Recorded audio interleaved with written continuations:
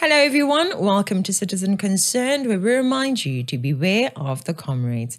I'm Katlego. If you are new here, please subscribe, like the video, share, comment, and let's get started. Imagine being a farmer. After tasting a horribly sour apple, you take the time out of your day to plant the seeds of that horribly sour apple. Does that make any sense to you? Now imagine a judge that believes that slapping someone for no reason at all is a crime that does not deserve to be taken to court. Imagine a judge that believes that taking a person to court for slapping people randomly is a waste of resources. Just think about it. What kind of judge would that be? In this case, it's a very well-known, competent judge, a man known to know the law. But with all his knowledge and competence, he has simply chosen to be a corrupt judge. Instead of choosing to be an example for many people in his profession, he has chosen to be an example of what not to be. If you want to know what you should avoid doing ever in your profession, it's the behavior of this former judge. We all know this by now. Judge John Hlophe was impeached by Parliament. It's not because he was incompetent that he was impeached. No, not at all. Jacob Zuma, the so-called wise godfather of the MK party, has too many skeletons everywhere you may look. One of his skeletons involves the fact that Jacob Zuma allegedly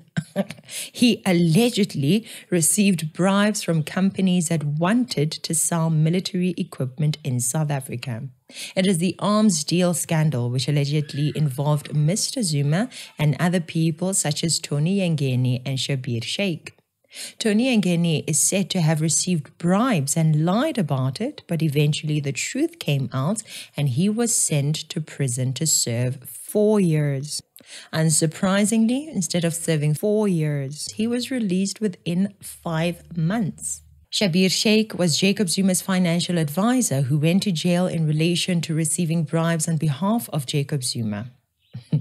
Of course, he too went to jail to serve a 15-year sentence, but was released in less than 3 years. Just like Tony Yengeni, this man did not serve even 20% of his sentence. There was a time when this case came before the Constitutional Court, and instead of leaving the judges to judge on the matter independently, we saw Judge John Hlophe enter the picture. What did he do? He tried to influence the judges presiding over the Zuma corruption case. He wanted them to rule in favor of the Zuma scandal. How sickening is that? It's not the Ruperts that did that. It's not the Oppenheimers that did that. Zuma corrupted himself. His accomplices went to jail. He's one of the few, if not the only one, who did not go to jail. Remember, this issue is why Thabo Mbeki fired Jacob Zuma. So since the matter was exposed, John Hlophe was impeached and removed from his job of being a judge. This is not the only dirt we find of John Hlophe, by the way. He's simply the worst of the worst that we as South Africans have ever paid taxes to support. He and Zuma are the same kind of refuse. So it makes sense that they find themselves in the same party, right? John Hlophe is now working for Zuma, the man he tried to save from going to prison.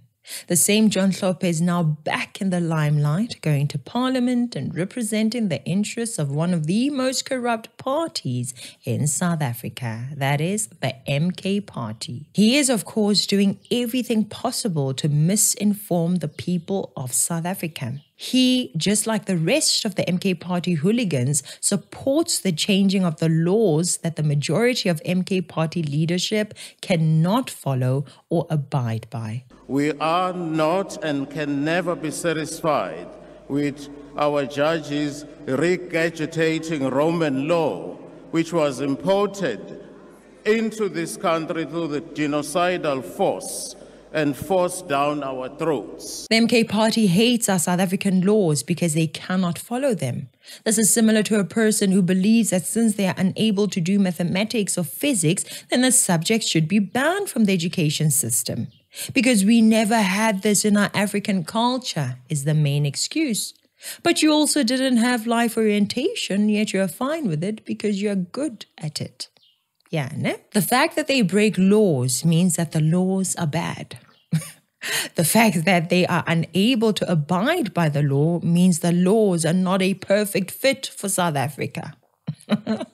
Controversies party endorser and leader Jacob Zuma lashed the ANC government and their use of Roman Dutch law for his arrest. The former president assured MK supporters that South African laws would be changed if the party fares well in the general elections. Sizoishintsha weba kwethu.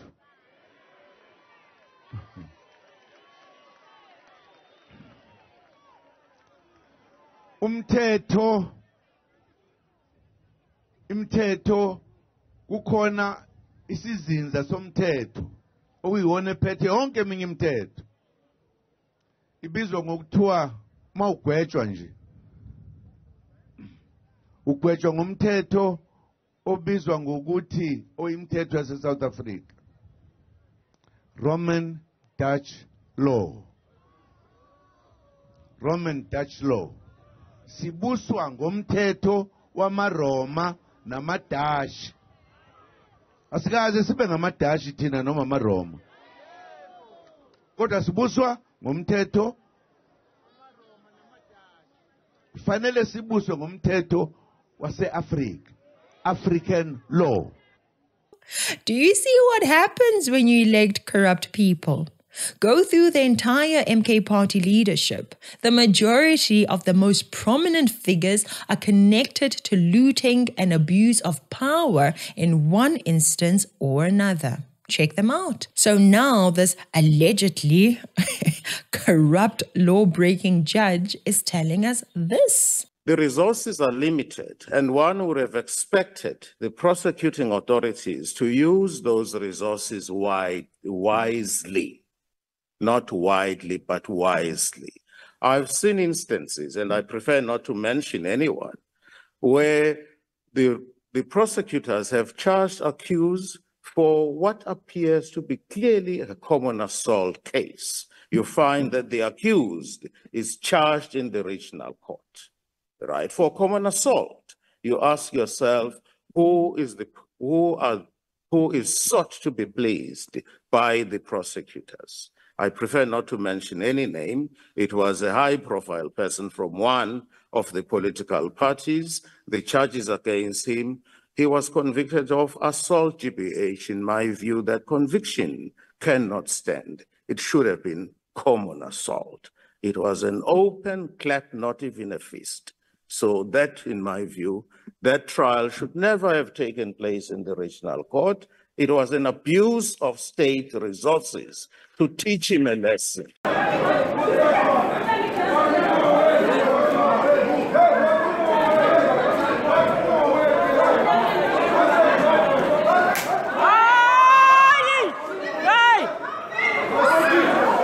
Look at the cases that John Hlophe and the MK party believe resources should be spent on.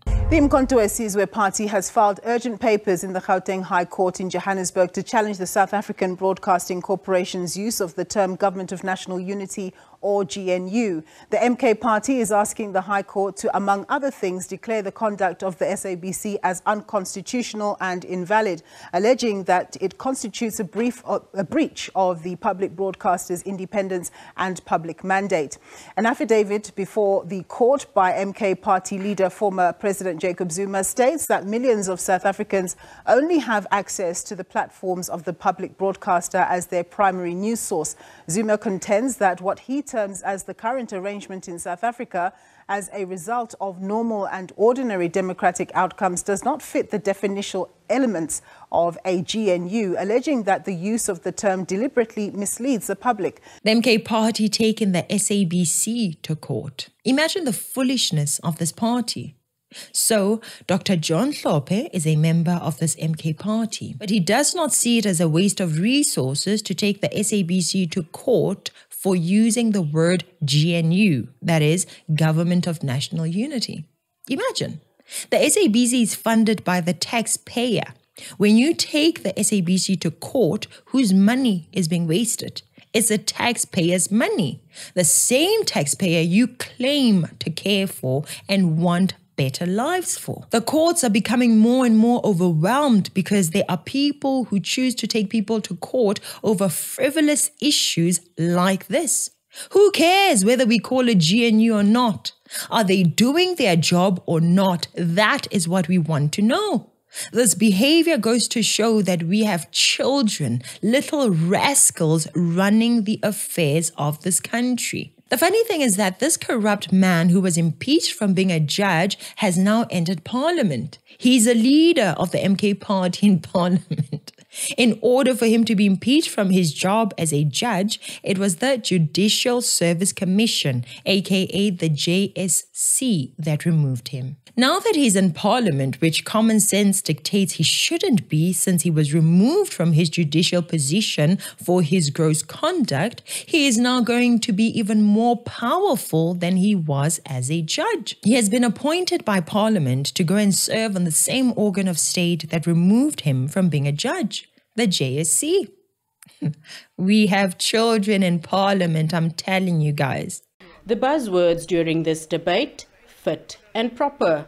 Hlophe was found guilty of misconduct by the JSC and Parliament voted on his impeachment last year. The question now is whether he should serve on the commission as nominated by his party. Look at the people that supported that this dirty former judge be appointed to the Judicial Service Commission. Let's respect the fact that a certain number of people in South Africa have voted for Umkhonto as a party and have designated Dr. Hlophe to become a member of parliament. There is nothing that precludes Dr. John Hlophe from representing parliament. The National Assembly has always followed the principle of allowing parties to decide. The streets have spoken. They want the Honorable Sheikh Hlophe to serve on that commission. The people shall govern. This is a people's parliament. Al-Jamaa supports the nomination. 4 minutes.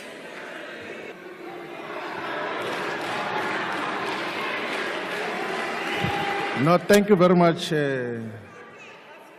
Speaker of the National Assembly. We, as the economic freedom fighters, fully support the appointment of Dr. Mandlakai John Hlophe as a representative of South Africa's 7th Parliament in the Judicial Services Commission.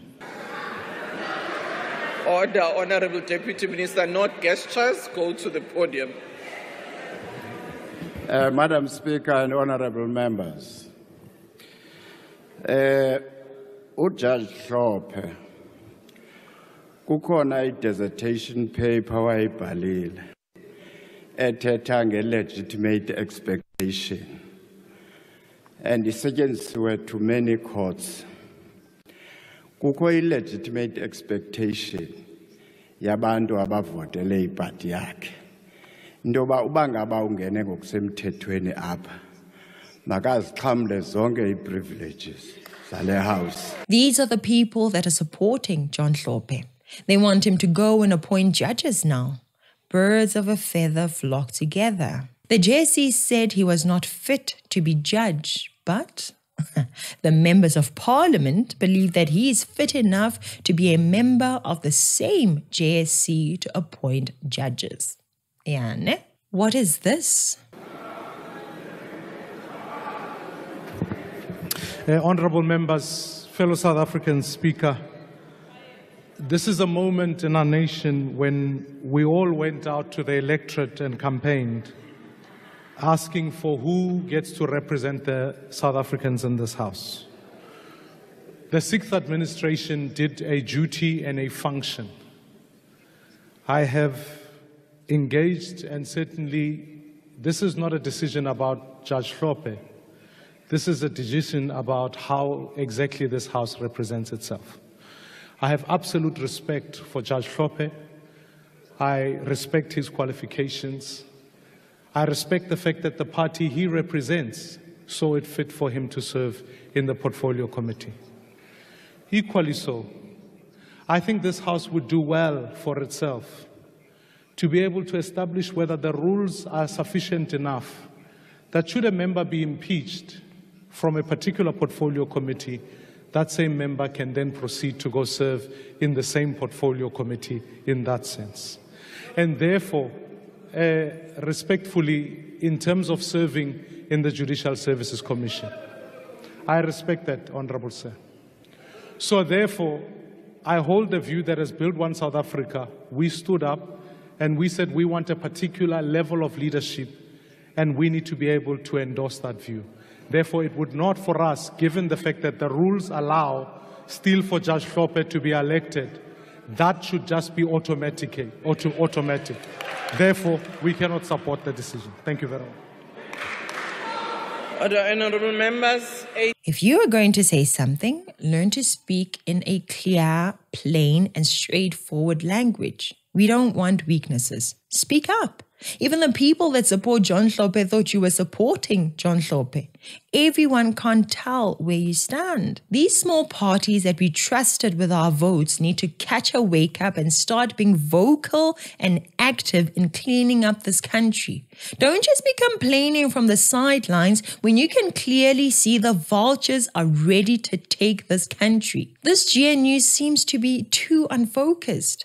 Why are they not uniting on voting on issues just like they did when they chose to vote for Cyril Ramaphosa? Our view as the ANC is that notwithstanding the concern that has been raised by the DA on the Hlophe matter, we want to suggest that the House should not take a position unless it has clarified its own rules where there's a lacuna or there's a gap on our rules, as well as the Constitution, so that when we take a position, it does not just become a political position. How come many ANC members chose to side with supporting the appointing of this man to the JSC?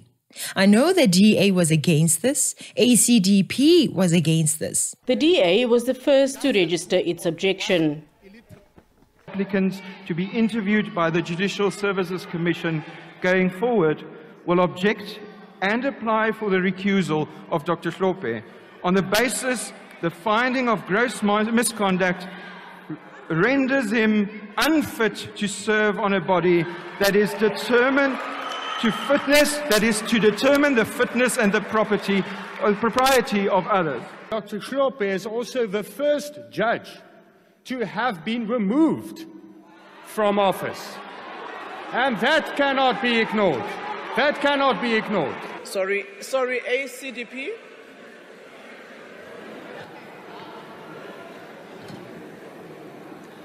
Thank you, Speaker. Speaker, the judiciary is a crucial part of our constitutional democracy due to the extensive powers the Constitution vests in our judges, which also guarantees its independence.